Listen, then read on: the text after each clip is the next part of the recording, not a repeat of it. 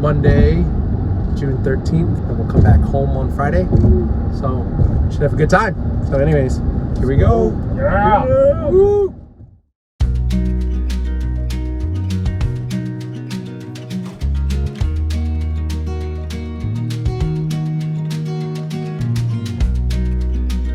Thank you.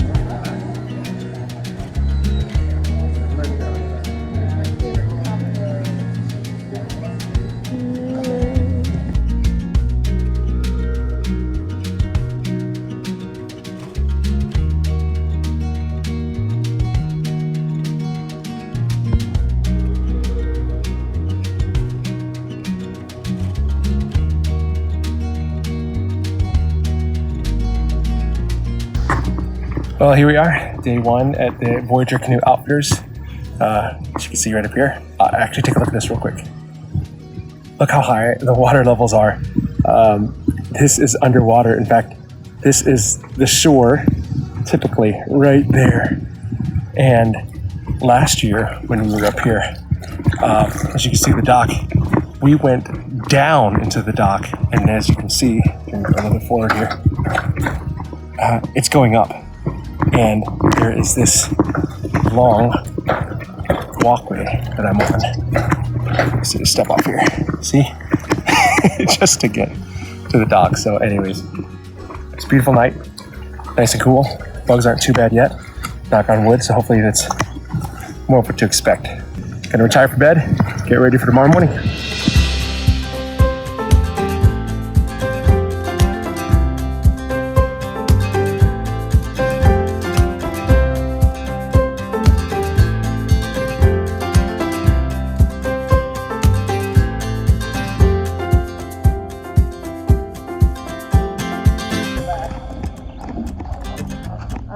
Do you want to just pop it on your shoulders? There you go. How light is it, man? You said it's pretty light. Yeah, we'll probably have to adjust the shoulder stuff because it looks pretty wide. Yeah, the shoulders are a little wider than I would like.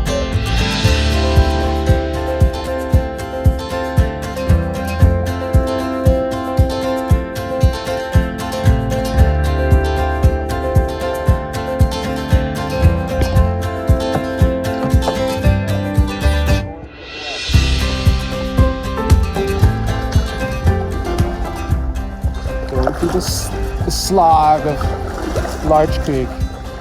Alright, I should probably help now. Sorry. This is going to look great on YouTube though.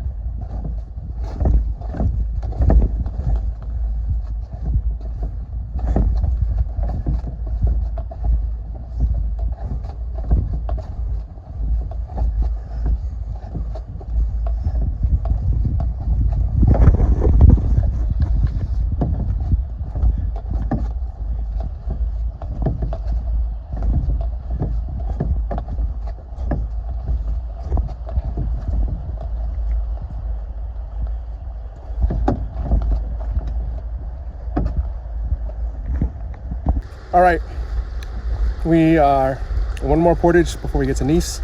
We just did, how many portages we did? Just 5. 5 portages. Good day so far.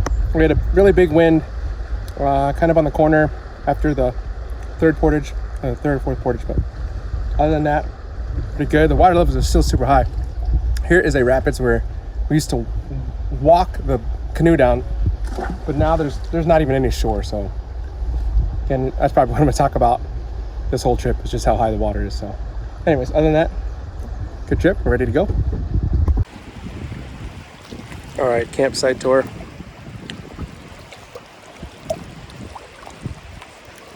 Here's Gary's spot. Right there, he's in the wind tunnel. There's Preston's, just right over here. There's Preston sleeping. This is the awesome landing here. So we have our bear hang right here.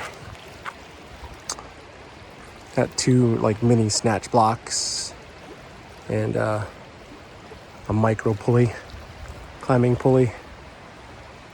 To get our huge food pack up in the air. Works great. I've tried to do it in the past and the friction on the tree and whatever, just food bag being too heavy doesn't work. So this works this time. It's our kitchen area, a little messy. We just finished eating dinner. Here's my setup.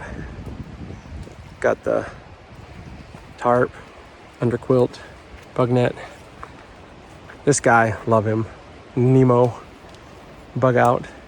Sometimes I wish I had the 10x10. The 12x12 is a little big, but it works. We get changed in here, we hang out here, we keep all of our gear.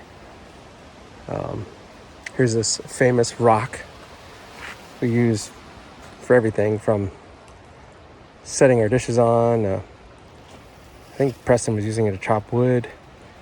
Our little hang kit here. Have all of our waters, our gravity systems. I'm using the Canoe to Sawyer Mini, and I don't know what Gary's using over there, but his work too. And then the MSR water bladder. Head over here. So here's the big rock. A lot of down trees. A lot of like windblown. Actually, we just had a windblown tree right here. Literally today. Where is it at? Oh, over here. This guy right here. Literally blew over today. As you can see, it just flew right over. There you go, there's a better angle you can see. Anyways, completely blocked our way, so we cut it out because this is the path to the latrine, which if you watch any Boundary Waters video, they'll show you the latrine. Might as well. So we'll walk back here.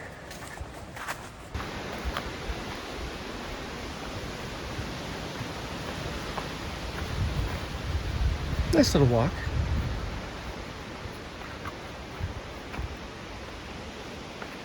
There she is.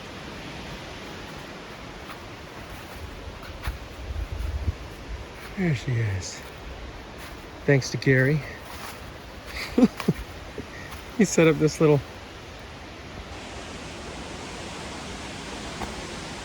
thing, so we have this to go. So anywho, that's how that works. All right, let's head back to camp. Pro tip, hung these things here because you can barely see that black cable, and we kept on running into it. Nice clearing. This campsite's really nice. Probably, it looks like a good place to put a tent, but it is pretty slanted, so may not work, but this is a potential tent pad area. The better tent pad areas are over here where we have the hammocks and everything. We've got behind here, obviously, This is a great tent pad area right here. And then tent pad right there. Everything is a little bit angled, so you know, you have to take it where you can. This is probably the best, actually. This is the flattest right here.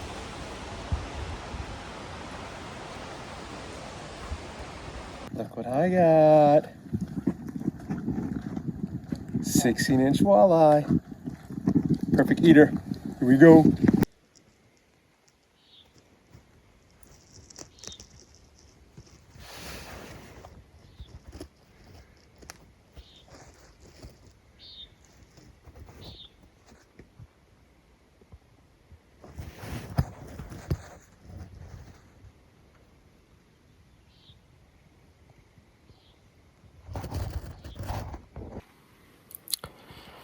Well, just sitting here. It's the end of day 2, Wednesday night, here in the Boundary Waters. Amazing fishing day. Yeah. So, anyways, tomorrow we're gonna have a great breakfast, lots of walleye, and yeah, that's that. Okay, so I don't know how good this audio is going to be, but anyways, we are here. It's Thursday, June 16th, and tomorrow we leave, but it's been a great day. When we got here, we launched off of Larch Creek, which is my preferred entry point. So when we finally got the canoe off of the top of the vehicle, we noticed that there was no third seat. So we had to wait at the entry point for a little bit for the person to go back to the outfitter and then come back and bring the seat. But we didn't wait too long. And after we did that, we went off. And oh, by the way, it's a Kevlar canoe, which is actually really awesome. It was really light. I carried a full Portage pack and the canoe twice. It was really great. So I don't know if I want to go back to Royal X. So we went through Larch Creek. We got to Larch. We took that first short portage into Clove. The water levels were super high. We couldn't do what we usually done in the past years, which is we've been able to walk the rapids because usually the banks are exposed. So we've been able to just line it, holding a rope, both ends of the canoe, and just walking it down the rapids. But because the waters were so high, there was literally no banks on any of the rapids. So we had to do all of the portages. And the first portage, once after you enter into Clove, is the one before what they call Muddy Portage, but that one was really, really, really muddy. In fact, probably over the ankles deep in some spaces. And then once we got into the Muddy Portage, that wasn't too bad, other than the first part. It's always muddy the first part, but once you get on the other side of the planks, you're fine. We took that, and when we got to the other side, we took a little break, had some lunch, and you'll see some footage that I'll probably drop in right here. And then we kind of went on. There was a short portage right after that, and then there were the 2 rapids that there's not really rapids, it's just fast moving water that you kind of have to navigate. And we went through those pretty well. It was moving really quickly, but nothing to worry about. And then once we crossed into the area where we portage into Nice, what was really nice with the high water is that usually on the other side, on the north side of that portage, it's usually always muddy, super mucky, yucky smelling. But because the water levels were so high, there was not that mucky area. So it was really, really nice. We appreciated that. And we went to Nice. There was someone at the island campsite. There was someone at Devil's Elbow, on the corner one on the east side that we wanted to go to. And then obviously there was someone on the other side, on the west side, where last year we did a lot of cliff jumping and all that kind of stuff, which was funny because that cliff that we were jumping, which was probably 8-10 feet tall, was now only maybe 4 or 5 feet off the water. So it really wasn't cliff jumping anymore. But that was kind of cool to see that. We were here last year when the waters were super low. And this time we actually went around to all the different campsites along Marabouff once we entered into Marabouff, or however you say that, I'm not sure how you say it. went all the way down, took a look at all of them, and maybe I'll even post some footage here. And we really went to all of them, we visited them. Most of them were not hammock camp friendly, and only one tent pad. There's a nice little campsite. It could probably hold 2 hammocks, 3 if you forced one, but 2 hammocks, and had 2 nice tent pads. So it's a really great site. Really nice rock landing, at least in the high water here. Don't know what it looks like normally, but that was okay. And we didn't find anything there, and so we kind of went around, and then we ended up checking all of them out, and we just ended up back here at the same site that I was at in 2020 with a bunch of my friends.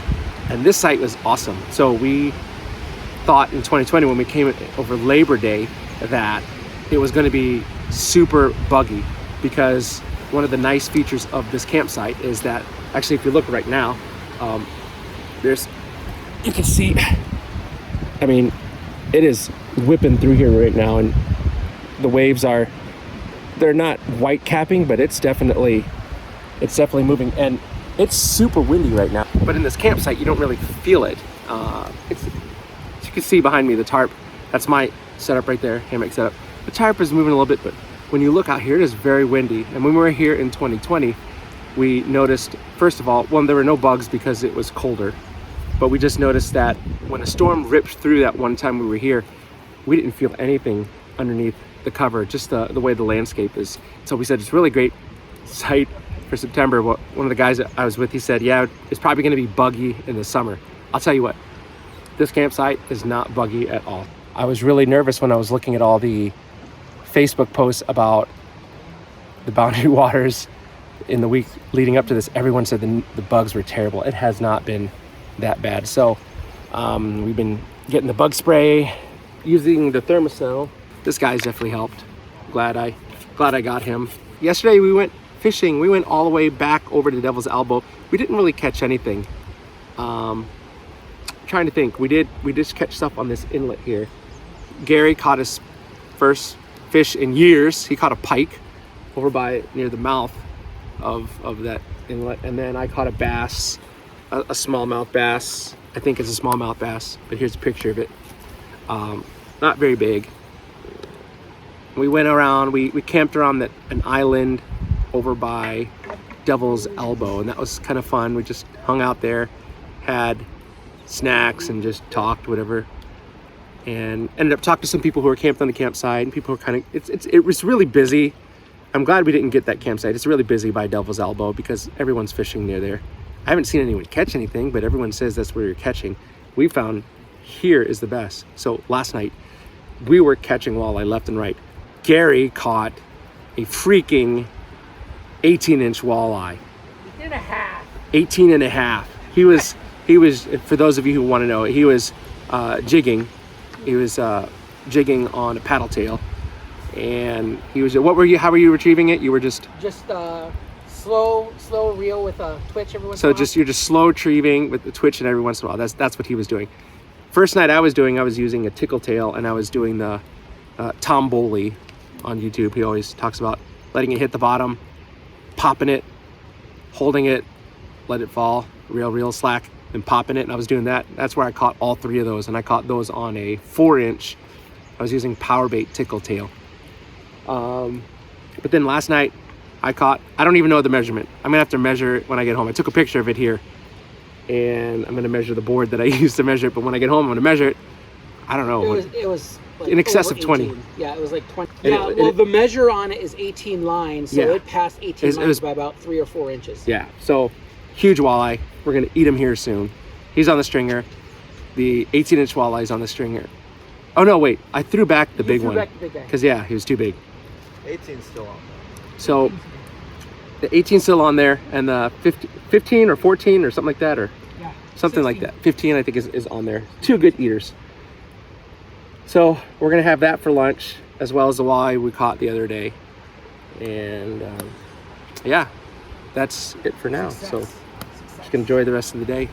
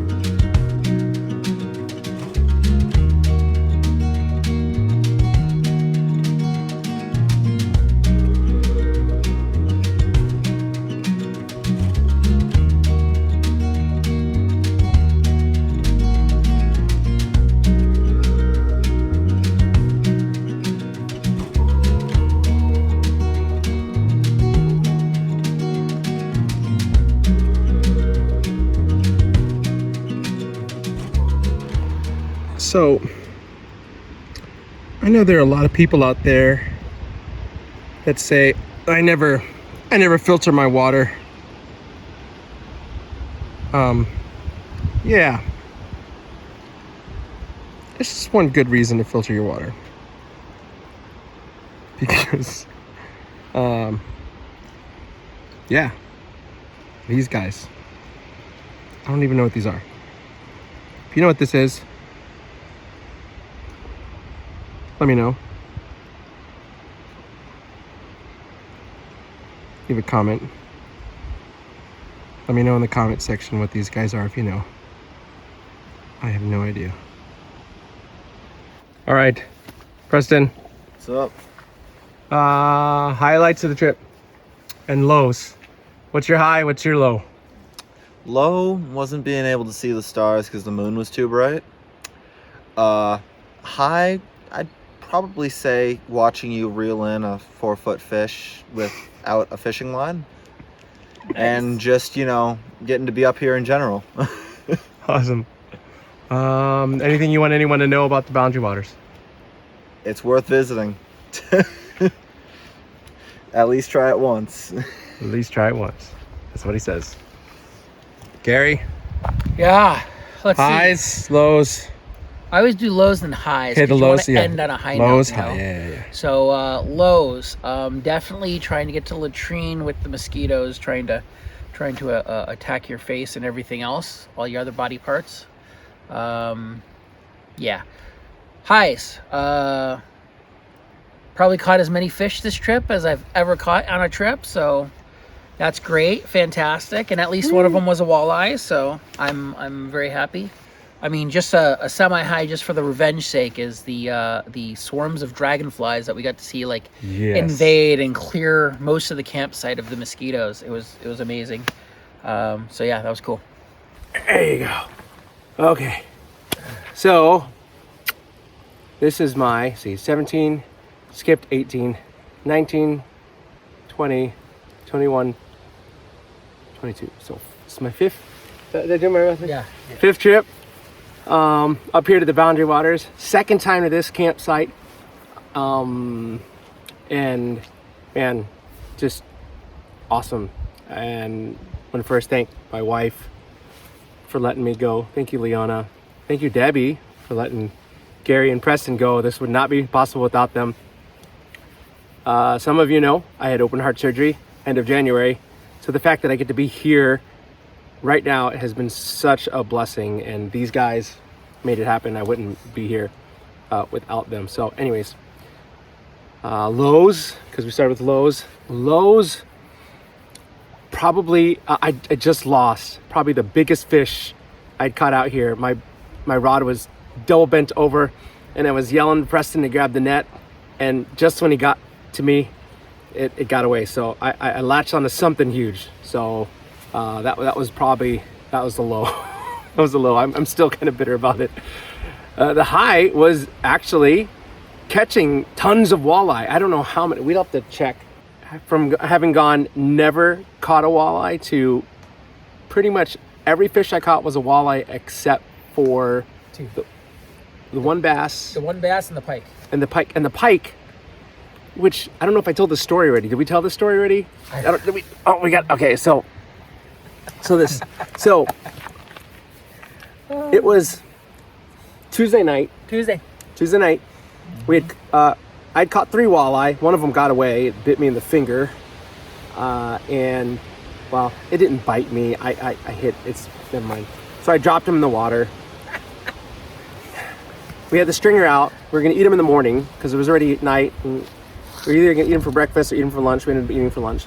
Anyways, we're cleaning up, getting everything ready, and all of a sudden I just hear this splashing over by the stringer.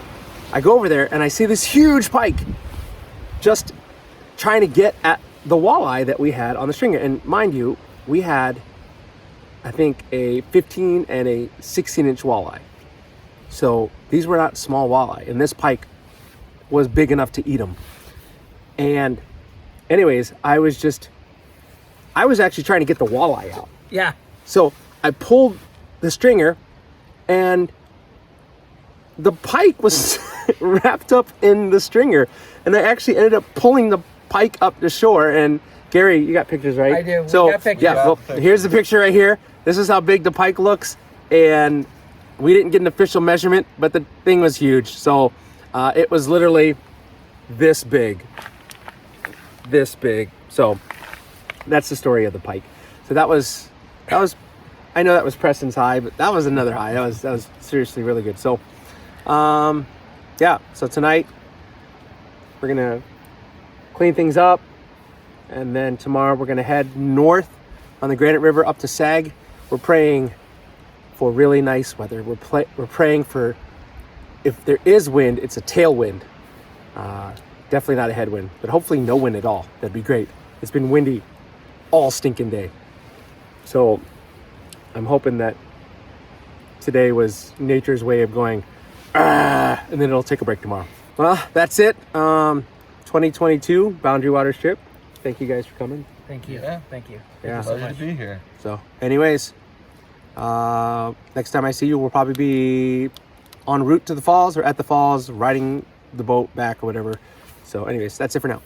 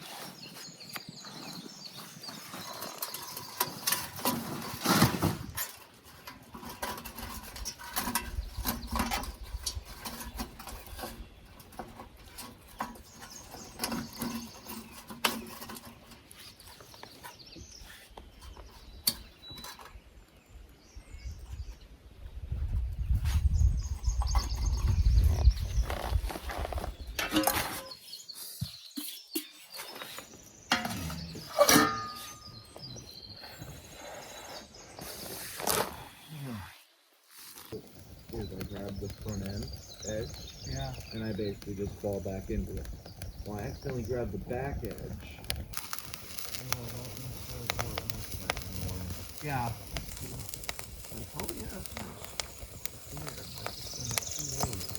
Hasn't done any duller. It's just less clouds.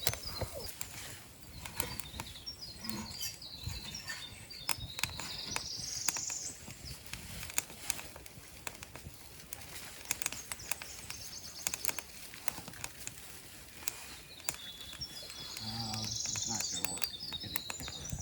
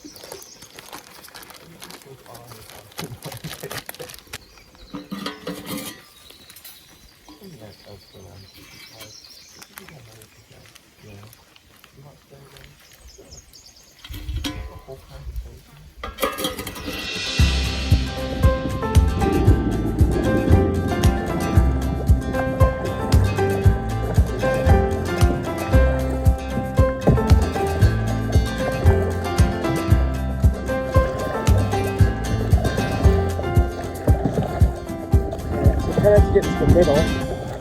Stay to the left. So you see the shore like straight ahead of us, just these little bays we can cut across, but let's keep our line.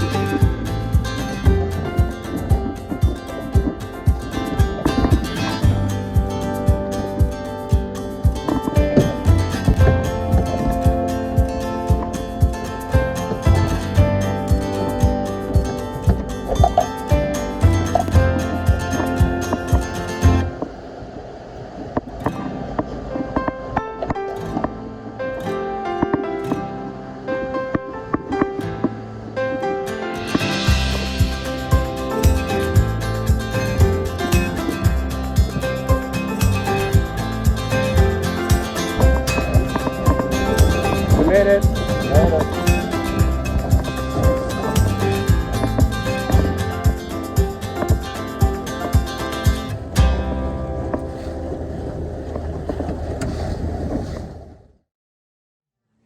Yearly tradition. Hungry Hippo tacos. Gary, what'd you get? Pulled pork burrito. What'd you get, Preston? I got a chimichanga. Chimichanga. I got a chimichanga too. What kind of chimichanga did you get, Preston? I got beef. I'd Beef? probably go with a different meat, but Okay, I got the Good pulled stuff. pork. Yummy. If you're ever in Grand Marais, come check out Hungry Hippo. Hungry hungry Hippie. hippie. Hungry Hippo is a game. Hungry.